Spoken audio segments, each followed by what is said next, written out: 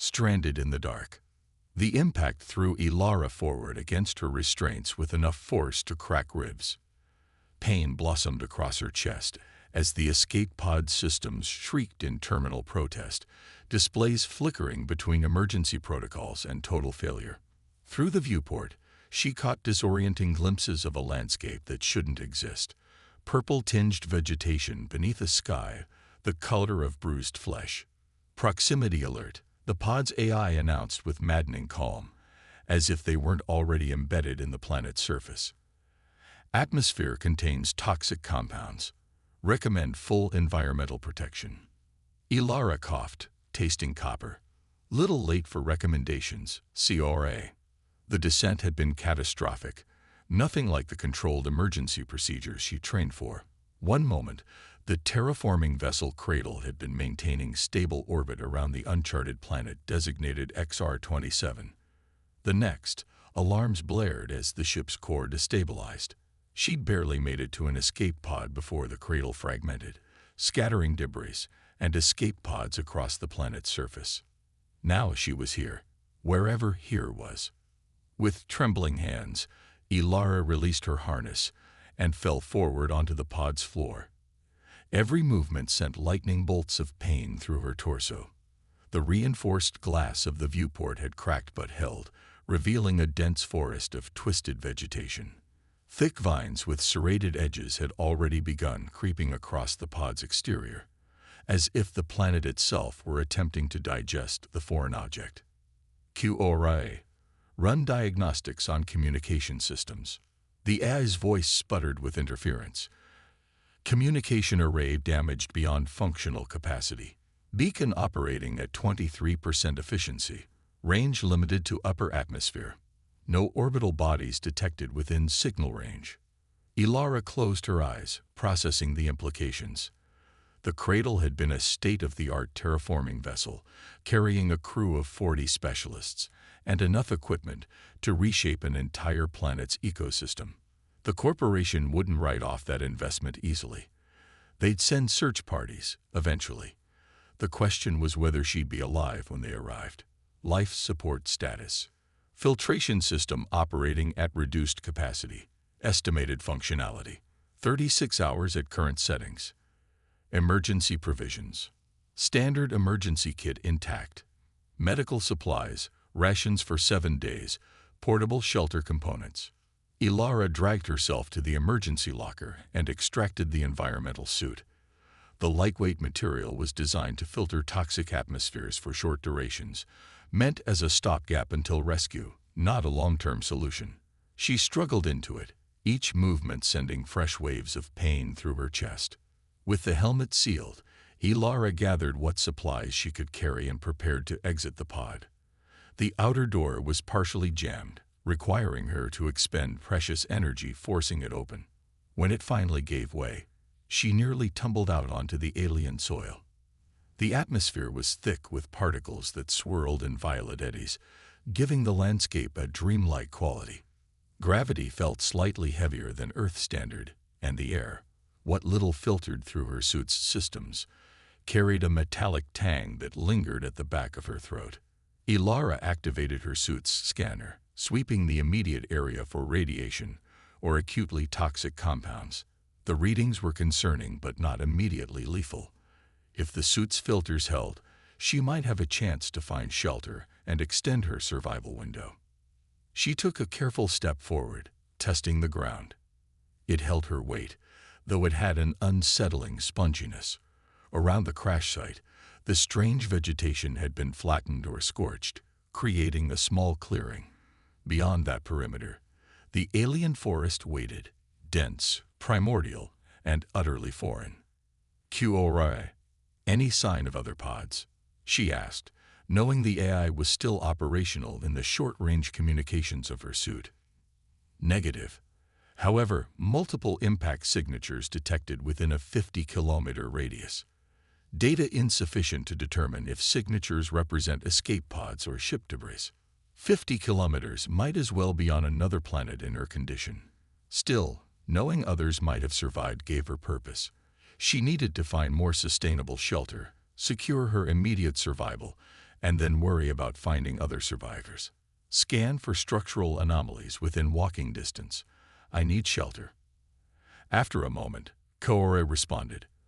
Unusual geometric formations detected 3 kilometers northeast. Patterns suggest artificial construction. Ilara's pulse quickened. Artificial. This planet was classified as uninhabited. Classification appears inaccurate based on current sensor data. 3 kilometers wasn't an impossible distance, even injured. The promise of manufactured shelter, perhaps even resources or technology, outweighed the risks of remaining exposed in the pod. Ilara set out, each step measured against the pain in her ribs and the dwindling hours of her suit's filtration system. The alien forest closed around her, casting everything in an eerie violet light filtered through translucent leaves. Occasionally, something would rustle in the undergrowth, but she caught only glimpses of movement, small, many-legged creatures that skittered away from her approach.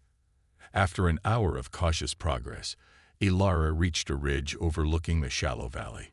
Below, partially reclaimed by the planet's aggressive vegetation, stood a complex of low buildings with sleek utilitarian designs. QORA is that a research station. Architecture consistent with standard Helix Corporation scientific outpost design, circa 15 years ago. Ilara frowned behind her faceplate. Helix. That can't be right. Exploration rights to this sector were only granted to Axiom Terraforming 3 years ago, unable to explain discrepancy with available data. Whatever the explanation, the outpost represented her best chance at survival. Ilara made her way down the slope, wincing as loose stones shifted beneath her boots and jabbed at her injured side. As she approached the compound, the extent of abandonment became clear. Vines had pried apart seams in the prefabricated walls, and sections of roof had collapsed. Still, the core structure appeared intact, and the main entrance remained partially clear of vegetation. Ilara approached cautiously, her scanner searching for signs of power or active systems. Nothing registered beyond background radiation and the omnipresent toxins in the atmosphere. The entrance was sealed by a standard airlock, its emergency manual override still accessible. Ilara cranked the handle, muscles screaming in protest, until the door grudgingly slid open.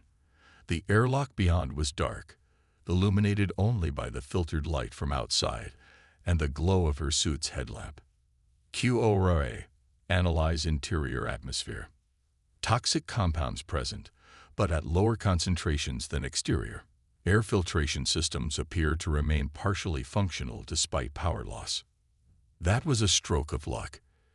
If she could restore power to even part of the facility, she might create a safe zone where she could operate without her suit. That would extend her viable survival time considerably. Ilara cycled through the airlock, letting it seal behind her before opening the inner door. Beyond lay a reception area, once sterile and efficient, now draped in dust and encroaching vegetation. Her light caught the Helix Corporation logo on the far wall, partially obscured by a heavy growth of fungus-like material. Unauthorized presence detected. The voice came from everywhere and nowhere, deep and resonant, with a strange flanging quality that sent chills down Ilara's spine. Her headlamp swept across the room, finding nothing. "I'm Ilara Voss, terraforming engineer from the vessel Cradle," she called out. "My ship was destroyed. I need shelter."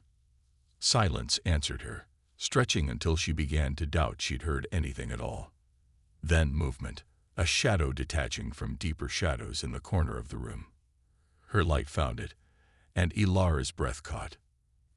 He stood over 2 meters tall, with broad shoulders and a powerful build beneath a covering of short, dense fur the color of burnished copper. His face was not quite human, with a flattened nose, prominent brow, and eyes that reflected her light like a predator's. Sharp claws extended from fingertips, and his feet were digitigrade, giving him an appearance of constant readiness to spring. "You are injured," he said, voice rumbling from a barrel chest, "and your filtration system is failing." Ilara swallowed hard, fighting the instinct to retreat. "Yes, I need help. This facility is quarantined. No entry permitted. Despite his words, he moved closer, studying her with unsettling intensity. You are not Helix personnel. No. I'm with Axiom Terraforming. We were conducting preliminary surveys when something happened to our ship. The creature's eyes narrowed. Axiom. The new masters. He spoke the words like a curse. They have returned to claim what they abandoned. Before Ilara could process that statement, her suit's alert system chimed. Warning. Filtration capacity at critical levels. Toxic contamination imminent. The creature's ears, pointed and mobile, twitched at the sound. In a fluid motion that belied his size, he closed the distance between them. Ilara recoiled, but found herself caught in a grip both gentle and implacable. You will die in that failing shell, he said, examining her suit with critical eyes. The facility's clean rooms remain operational on emergency power. You must be decontaminated. Who? What are you? Ilara managed, allowing herself to be guided deeper into the facility. I am Keros, he replied simply. I maintain this place. I protect what remains. They passed through darkened corridors, the creature, Keros, moving with absolute certainty despite the minimal light. Ilara's scanner showed decreasing toxin levels as they progressed inward, away from the breached sections of the facility. Finally, they reached a sealed door marked decontamination. Keros placed his palm against a scanner that shouldn't have recognized his biology, yet the pad illuminated, and the door slid open. Remove your compromised protection inside, he instructed. The chamber will cleanse all contaminants. I will provide appropriate medical treatment afterward. Ilara hesitated. You're not human. Keros' expression shifted subtly. Was that amusement? A keen observation, terraformer. I am a guardian, created by Helix to survive this world. One of many, once, perhaps the last now. Created. There is time for explanations after you are safe. He gestured to the chamber. Decide quickly. Your suit fails, and your injuries require attention. The pain in Ilara's chest had grown steadily worse, and the suit's warnings were becoming more insistent. Whatever Keros was, he'd had multiple opportunities to harm her if that had been his intention. She stepped into the decontamination chamber, and the door sealed behind her. Remain still, Keros's voice came through an intercom. The process is thorough but brief. As jets of sterilizing compounds filled the chamber, Ilara's mind raced through implications. A human derivative creature, engineered to survive this toxic world. A secret Helix Corporation facility that predated Axiom's claim to the planet. And now the destruction of the cradle. Was it truly an accident?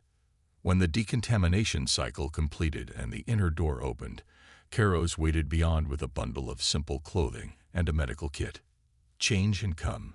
The living quarters remained functional. His eyes fixed on hers with unnerving focus. You are now under my protection, Ilara Voss. This is my domain, and you will not leave my side until I understand why you have come. It wasn't a threat. It was a statement of absolute certainty. Ilara realized she had traded one form of isolation for another. She was now the guest, or prisoner, of something not quite human, in a facility that shouldn't exist, on a planet holding more secrets than she had ever imagined. The Guardian's domain. 3 days had passed since Ilara had become Keros' reluctant companion.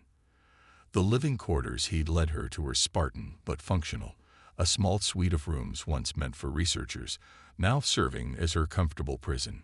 Emergency lighting cast everything in a dim bluish glow, powered by auxiliary systems that had somehow remained operational for years without maintenance. Her ribs had been expertly wrapped by Keros, whose large, clawed hands displayed surprising gentleness when treating her injuries. The medical kit he provided contained standard pharmaceuticals that helped manage the pain, though she remained cautious about dosage. Who knew when, or if rescue would come? You should eat, Keros said, entering her room without warning. In his hands was a tray containing a steaming bowl of what appeared to be stew and a piece of flat bread. Your body requires proper nutrition to heal. Ilara sat up on the edge of the bed, suppressing a wince. What is it this time? More of your mysterious cultivated protein. Karos set the tray beside her. The facility maintains self-sustaining food production.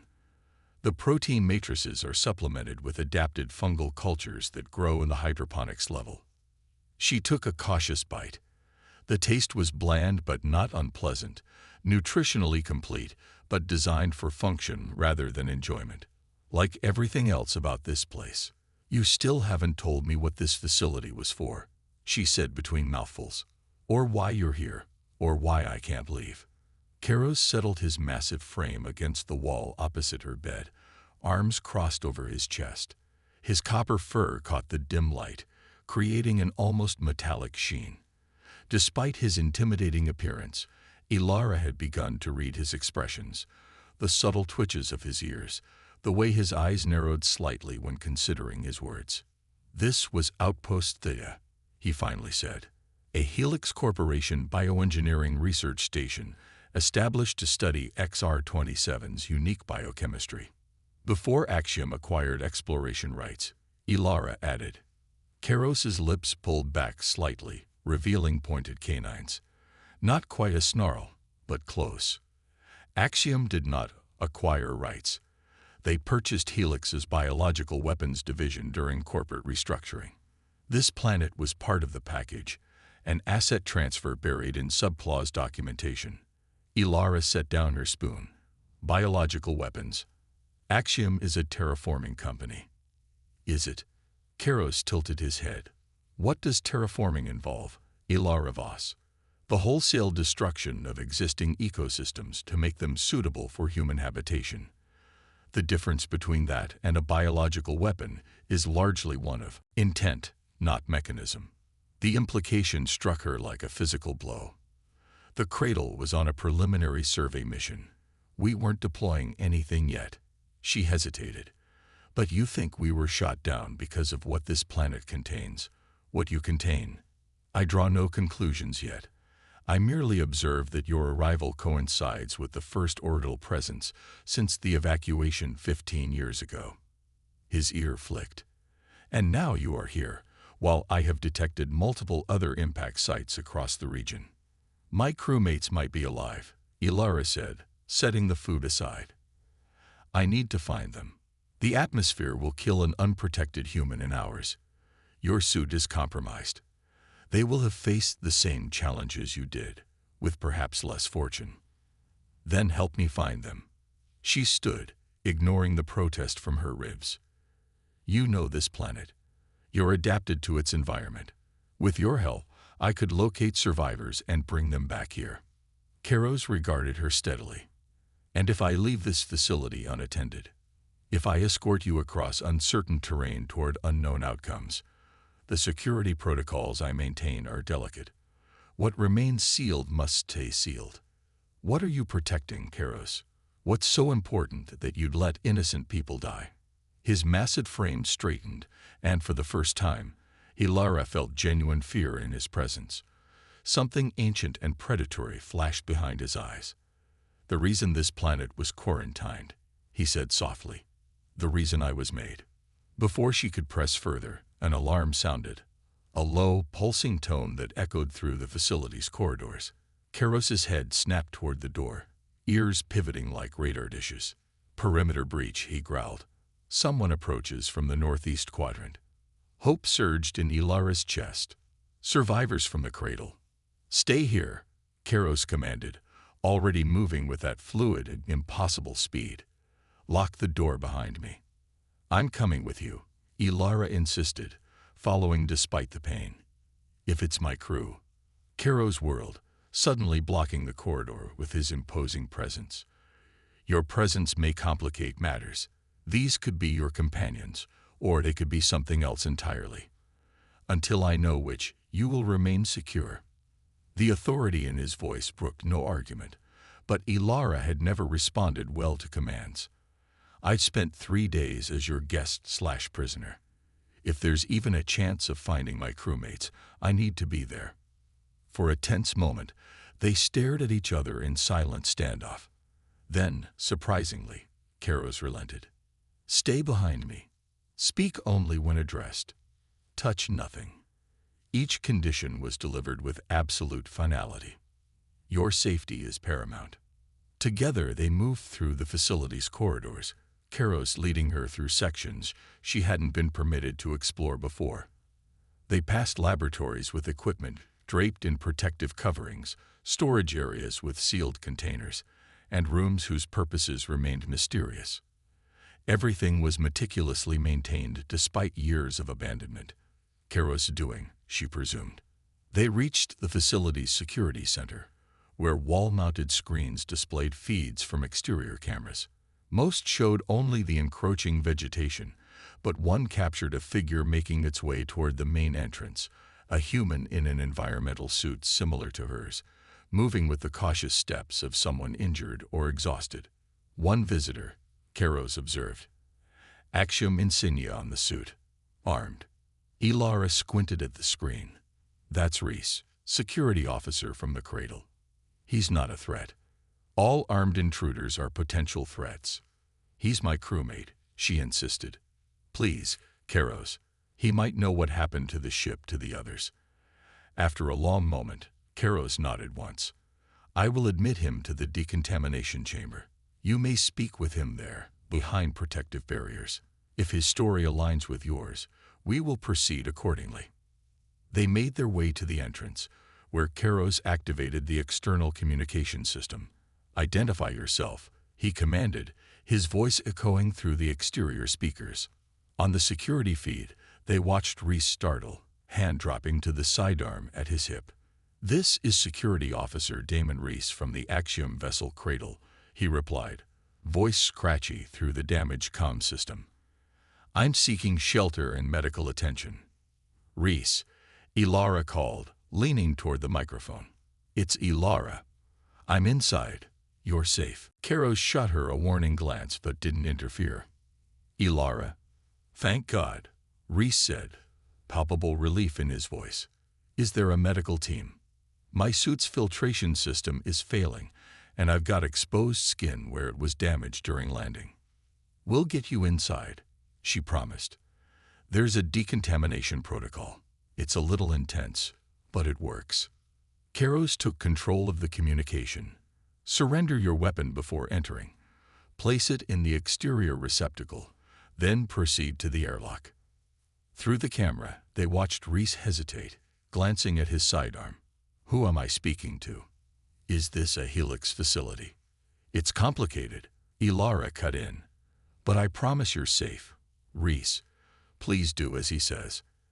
After another moment's hesitation, Reese removed his weapon and placed it in the designated container. Kairos pressed a sequence of buttons, and the exterior door slid open, admitting the security officer to the decontamination chamber. "I will meet him post-decontamination," Kairos told Ilara. "Wait here and monitor. If anything seems irregular, activate the quarantine protocol."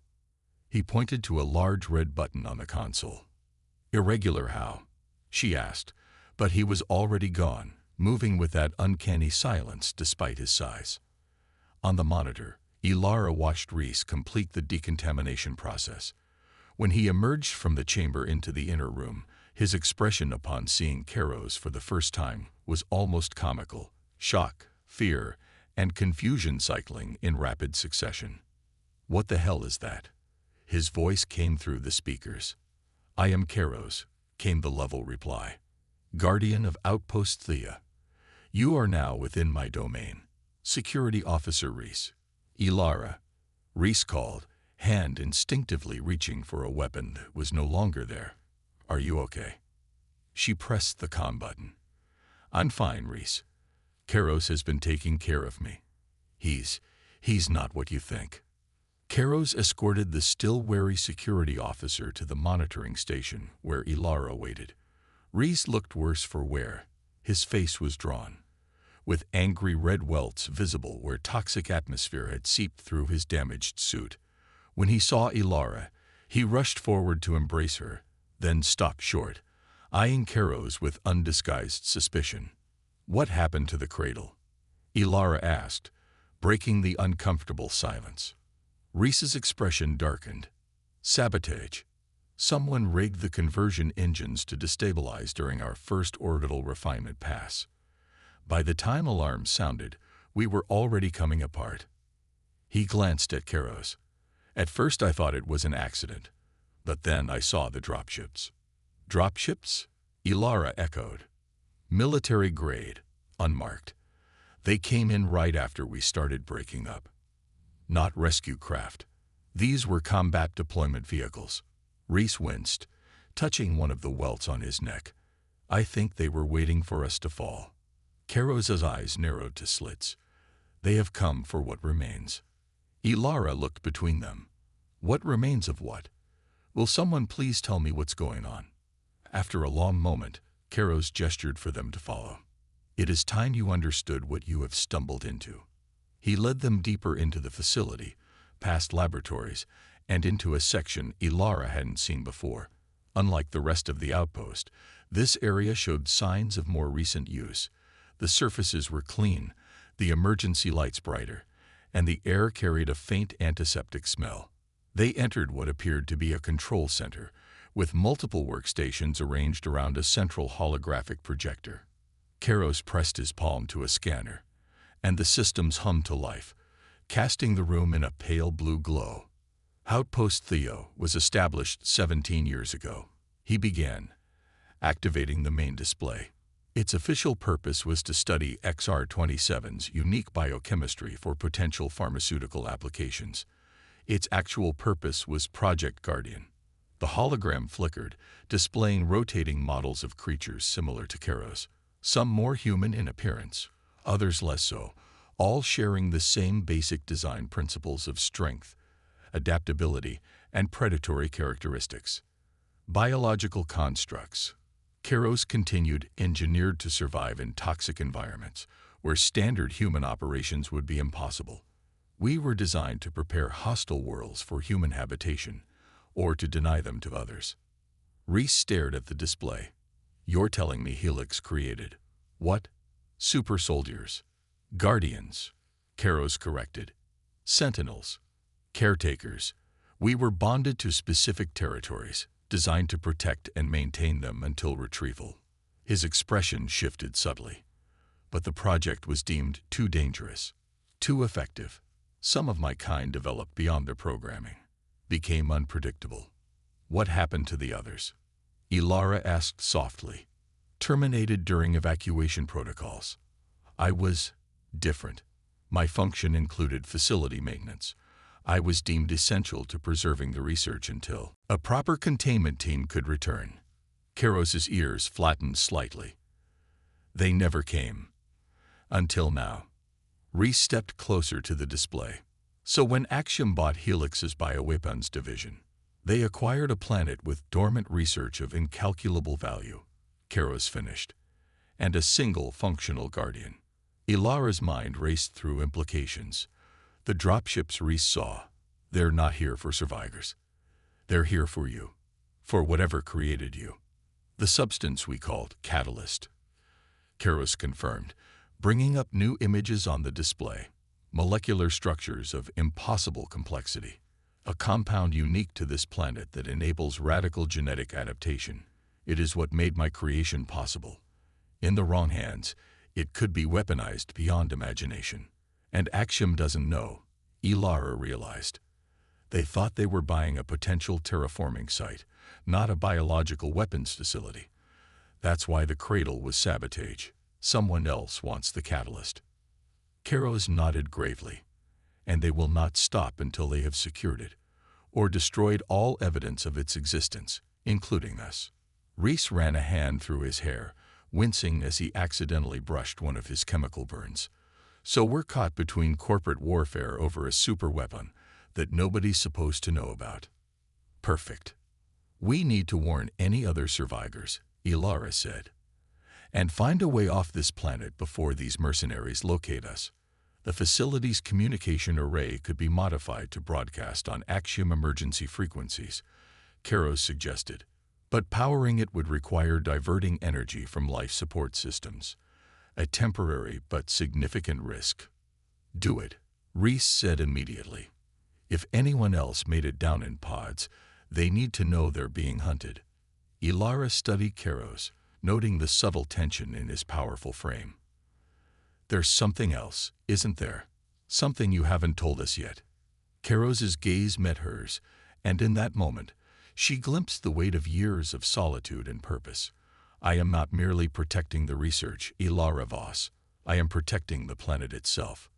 He touched a sequence of controls, and the display shifted to show underground chambers beneath the facility, vast spaces housing equipment of unknown purpose. Beneath us lies a containment system for the catalyst in its raw form. If breached, it would spread throughout the ecosystem, triggering unpredictable mutations on a planetary scale. His voice lowered.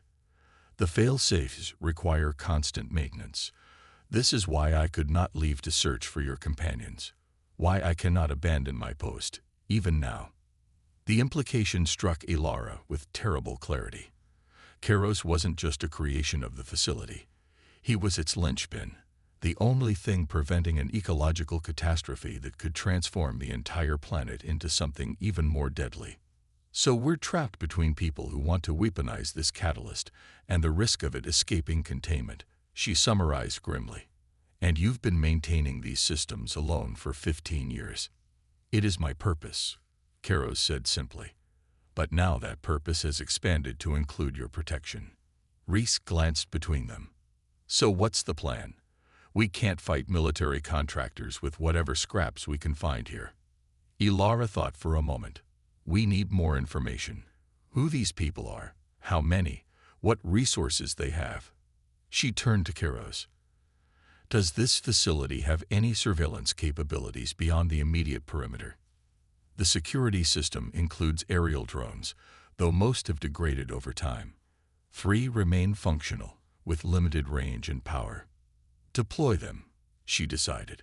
We need to locate any other crash survivors before the mercenaries do, and we need to understand what we're up against. Keros nodded, fingers moving across the controls with practiced efficiency. I will require assistance optimizing the communication array. Security Officer Reese, your expertise would be valuable.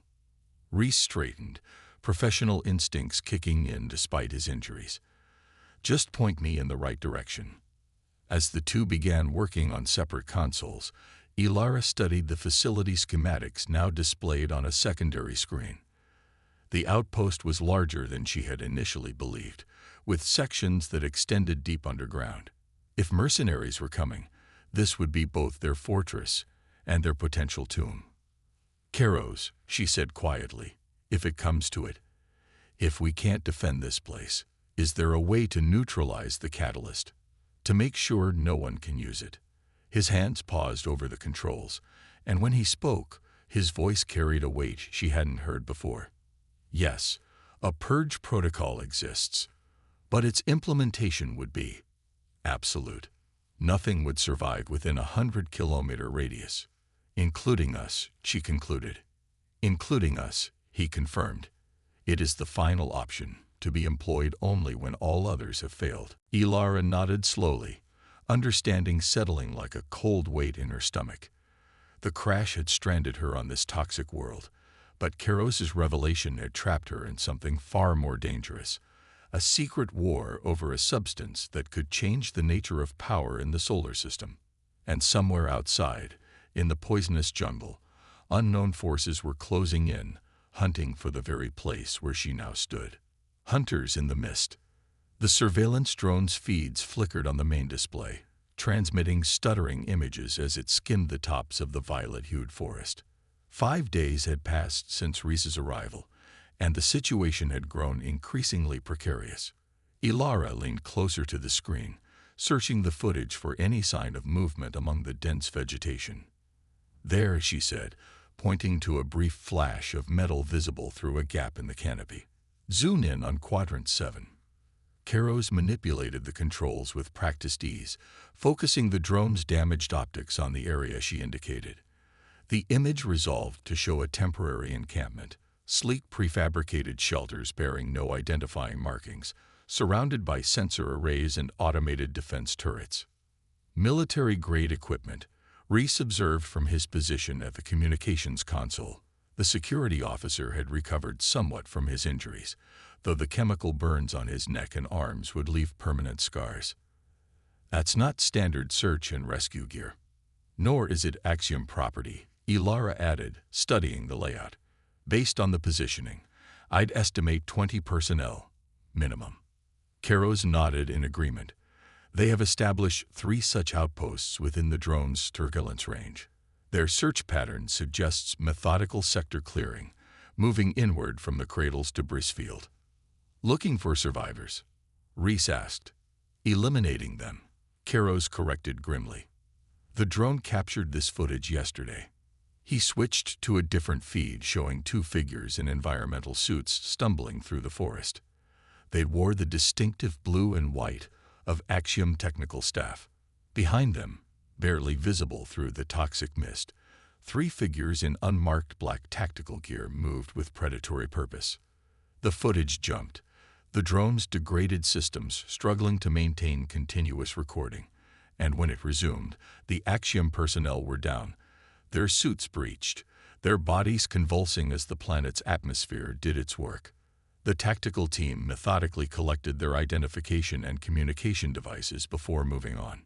Ilara turned away, stomach churning. They're making sure no one reports back. But why? Reese demanded, slamming his fist on the console. If they wanted the catalyst, why destroy the cradle? Why not just raid this facility directly?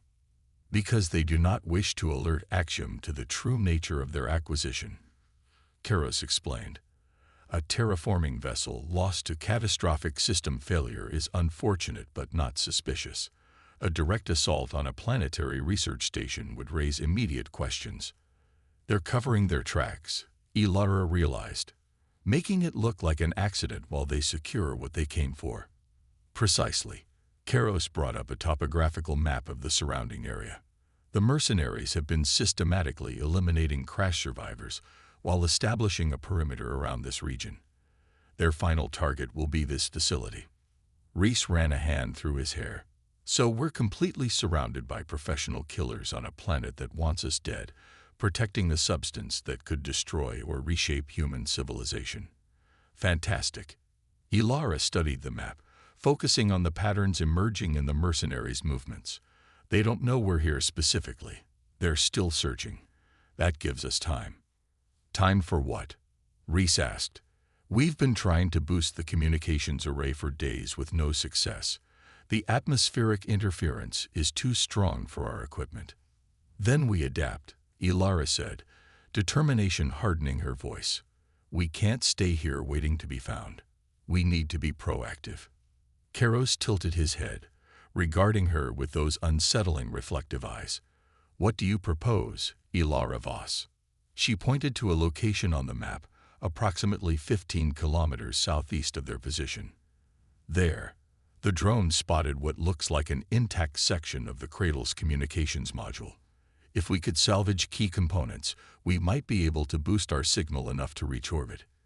You want to go outside, Karos stated, ears flattening slightly. Into territory the mercenaries are actively patrolling. I want us to have options beyond wait to die or trigger a planetary catastrophe, she countered. If there's even a chance we could contact Axiom's orbital station in the neighboring system, we have to try. Reese looked skeptical. Even if we could reach the comm module, we'd need environmental protection. My suit's compromised, and yours isn't any better. Karos had been silent, his gaze distant, as if calculating variables beyond their understanding. Now he straightened to his full imposing height. There is another possibility. Follow me. He led them deeper into the facility, past the laboratories, and into a section that had remained sealed until now. The door required both his palm print and a complex sequence of inputs that he shielded from their view. When it finally slid open, cool air washed over them, carrying the scent of preserved materials and dormant systems. Inside was what appeared to be an armory, but unlike any Ilara had seen before. Instead of conventional weapons, The walls held sealed containers, specialized equipment, and what looked like modified environmental suits. Guardian field gear, Karos explained, approaching one of the sealed units, designed for extended operations in toxic environments. The filtration systems are self-regenerating, drawing power from body heat and environmental energy. They'll fit us, Reese asked, eyeing the massive proportions of the nearest suit. These were designed for human support personnel. Karos clarified, opening a storage unit to reveal suits closer to standard human dimensions. The Guardians themselves required no additional protection. Ilara approached one of the suits, running her hand over the dense, flexible material. Why didn't you offer these before? Because accessing this armory initiates emergency protocols throughout the facility, Karos said quietly. It signals that containment has been potentially compromised. There will be no turning back. The implications hung heavy in the air. Until now, they had been reactive, responding to circumstances. Opening the armory was a declaration of intent, a commitment to active intervention. If we do nothing, those mercenaries will find us eventually, Ilara pointed out. Better to move on our terms than theirs. After a moment's hesitation, Reese nodded in agreement. I'd rather go down fighting than waiting for execution. Karos' expression remained unreadable, but something shifted in his posture, a subtle tension, as if he were bracing against an invisible weight. Very well, we will prepare for field deployment. But understand this, my primary directive remains the containment of the catalyst. If that containment is threatened, all other considerations become secondary. Including us, Ilara acknowledged softly. Including you, he confirmed, though something in his voice suggested the admission cost him. They spent the next hours preparing, Karos instructing them on the operation of the specialized suits and equipment. The Guardian field gear was remarkably advanced despite its age. Lightweight but durable, with integrated sensor arrays and defensive capabilities that blurred the line between environmental protection and combat armor. As Ilara fitted the neural interface of her suit, she found herself wondering about the humans who had worn these before her. Scientists? Security personnel? Had they known the true nature of what they were protecting, or had they, like the crew of the Cradle, been unwitting pawns in corporate machinations? The suits will maintain sealed environments for approximately 72 hours at maximum efficiency, Karos explained, helping Reese adjust his helmet seal. The reactive camouflage will help conceal your thermal and visual signatures, but it is not perfect. Maintain distance from enemy patrols whenever possible. What about you? Ilara asked. Will you come with us? Karos hesitated, and she could see the conflict playing out behind his eyes. The programming that bound him to this place warring with something else, something perhaps more human than he would admit. I cannot leave the facility completely undefended, he finally said. But I will accompany you to the edge of my territorial range. Beyond that, you must proceed alone while I return to secure our position here. It wasn't ideal, but Ilara understood. Karos wasn't just a guardian in name. He was literally bound to this place by genetics and programming that ran deeper than conscious choice. We'll move at night, Reese suggested, checking the charge on a compact energy weapon Karos had provided. The drone footage shows the mercenaries restricting most movement to daylight hours. The jungle is more active after dark, Karos warned. But you are correct. It provides better tactical advantage against human hunters. As twilight approached, casting the facility in deepening shadows, they made final preparations. Ilara studied the mapped route one last time, committing key landmarks to memory. The journey would take them through the densest part of the jungle, avoiding the more established mercenary patrols, but exposing them to the planet's natural hazards. Are you sure about this? Reese asked quietly when Karos momentarily left to make final security adjustments to the facility. We're putting a lot of faith in a creature engineered by the same corporation that was developing biological weapons. Do you have a better option? Ilara countered. Besides, I've spent more time with him than you have. Whatever Helix intended, Keros is more than just his programming. He's protected this place, and us, when he could have eliminated any potential threat. Maybe that's part of his programming too, Reese muttered, but didn't press the point. When darkness fell completely, they gathered at the facility's rear entrance, a maintenance access point that opened into a narrow ravine, less likely to be under surveillance. Ilara felt a strange mixture of dread and anticipation as Keros unsealed the heavy door, revealing the toxic night beyond. The jungle at night was transformed.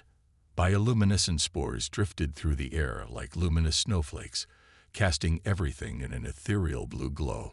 The vegetation itself seemed to pulse with inner light, veins of phosphorescence running through leaves and vines like living circuitry.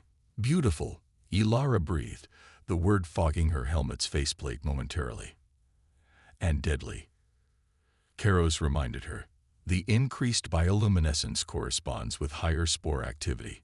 Your suits will filter them, but any breach in the protective membrane would be rapidly fatal. He led them into the night, moving with that uncanny silent grace that belied his size.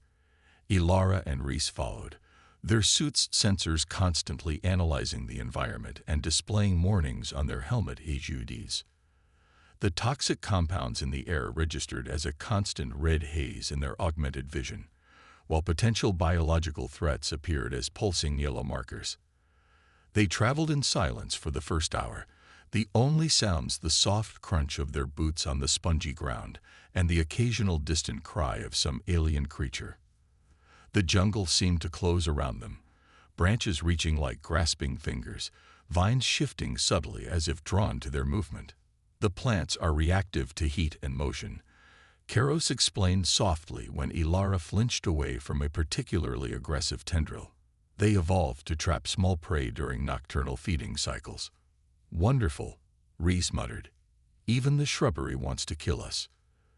They pressed on, Keros guiding them through hidden paths that seemed to appear and disappear with the shifting patterns of bioluminescence. Ilara marveled at his intimate knowledge of the terrain. 15 years of solitary existence had made him one with this deadly ecosystem in ways she could barely comprehend. They had covered perhaps 5 kilometers when Keros suddenly froze, one arm extended to halt their progress. His ears swiveled forward, focusing on something beyond human perception. "Movement ahead," he whispered. 3 figures, moving east to west. Armed. Ilara activated her suit's enhanced vision, scanning the path before them. At the edge of her range, she could just make out heat signatures moving through the undergrowth, human-sized, with the distinctive profile of tactical gear. "Patrol?" she asked. Keros nodded. "They are following standard search protocols. We will hold position until they pass." They crouched in silence, the minutes stretching uncomfortably as the mercenaries methodically swept the area. At one point, one of the figures turned directly toward their position, and Ilara's breath caught in her throat. But after a tense moment, the patrol moved on, disappearing into the luminous haze. "They are becoming more thorough," Keros observed as they resumed their journey. "They must have found evidence of movement in this sector." "Could they have detected the facility?" Reese asked. "The outpost's shielding prevents standard scanning, but prolonged physical searching will eventually reveal its location," Keros admitted. "It is one reason I agreed to this mission. Passivity is no longer a viable strategy." They continued through the night, alternating between rapid movement and cautious pauses as Keros detected potential threats. The jungle's nocturnal life grew more active as the hours passed. Strange, multi-limbed creatures skittering through the canopy above, and unseen things that moved in coordinated packs through the undergrowth around them. Near the halfway point of their journey, they encountered their first major obstacle, a wide ravine cutting across their path, its bottom obscured by swirling toxic mist that glowed an ominous green. "We cannot cross here," Keros stated, studying the chasm. "The vapors below contain concentrated spore colonies. Even your suits would be compromised within seconds. So we find another way," Ilara said, consulting the rough map on her suit's display. There should be a narrower crossing point about 2 kilometers north. Karos tilted his head, considering. That would take us dangerously close to one of the mercenary outposts. But it might be our only option, Reese pointed out, unless you've got another idea. After a moment's contemplation, Karos nodded toward a towering structure visible through gaps in the canopy, a massive section of the cradle's hull, embedded in the landscape like a metallic mountain. The ship debris creates a bridge across the ravine further south. It is less direct but safer than approaching the mercenary position. They altered course, skirting the edge of the ravine until they reached the crash site. The scale of destruction was breathtaking. Twisted metal stretching for hundreds of meters, some still glowing faintly with residual energy from the ship's power systems. This was the engineering section, Ilara murmured, recognizing components despite their mangled state. The conversion engines would have been just there. She pointed to a particularly devastated area, where the metal was warped and partially melted. The sabotage point, Reese agreed grimly. Surgical precision. Whoever did this knew exactly what they were doing. They picked their way across the debris field, using the twisted hull plates as a bridge over the ravine. Halfway across, Karos suddenly stiffened, his head snapping up like a predator catching a scent. "We are not alone," he whispered, voice barely audible. Ilara and Reese instantly dropped to defensive postures, weapons ready. For several agonizing seconds, nothing moved. Then, from the shadows beneath a collapsed bulkhead, a figure emerged, humanoid but moving with a fluid grace that reminded Ilara of Karos. It wasn't human. Like Karos, it was clearly a guardian, though its fur was midnight black rather than copper, and its build was slightly leaner, more agile. It regarded them with the same reflective eyes, though these held a wildness that Karos did not. "Ceres," Karos breathed, the name carrying complex emotion. The black-furred guardian tilted its head, examining their group with predatory focus. "Brother," it replied, voice feminine but carrying the same resonant quality as Karos's. "You break containment protocols. Why?" "You survived," Karos said, ignoring the question. "How?" "The purge was supposed to be complete. I adapted," Ceres replied simply. "As you did, though I see you remained loyal to your programming." Her gaze shifted to Ilara and Reese. "You protect humans still, even as they return to destroy what remains." "These are not the ones who abandoned us," Karos countered. "They are survivors, caught in machinations beyond their knowledge." Ceres circled closer, her movements liquid and unpredictable. "More humans come, with weapons, with purpose. They seek the catalyst, brother. They will find it, with or